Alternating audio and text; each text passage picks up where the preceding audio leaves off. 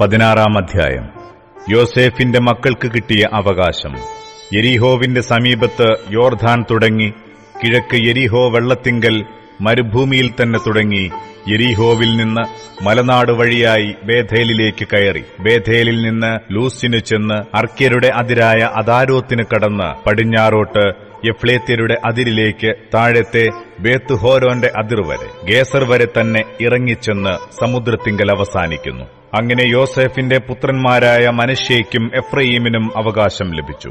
എഫ്രയീമിന്റെ മക്കൾക്ക് കുടുംബം കുടുംബമായി കിട്ടിയ ദേശമേതെന്നാൽ കിഴക്ക് അവരുടെ അവകാശത്തിന്റെ അതിർ മേലത്തെ ബേത്ത് ഹോരോൻ വരെ അദരോത്ത് അദ്ധാറായിരുന്നു. ആ അതിർ മിക്മെത്താത്തിന്റെ വടക്കുകൂടി പടിഞ്ഞാറോട്ട് ചെന്ന് താനത്ത് ശീലോ വരെ കിഴക്കോട്ട് തിരിഞ്ഞ് അതിനരികത്തുകൂടി യാനോഹായുടെ കിഴക്ക് കടന്ന് യാനോഹായിൽ നിന്ന് അദരോത്തിനും നാരാത്തിനും ഇറങ്ങി യെരിഹോവിലെത്തി യോർദാങ്കൽ അവസാനിക്കുന്നു. തപ്പുഹായിൽ നിന്ന് ആ അതിർ പടിഞ്ഞാറോട്ട് കാനാ തോട് വരെ ചെന്ന് സമുദ്രത്തിങ്കൽ അവസാനിക്കുന്നു.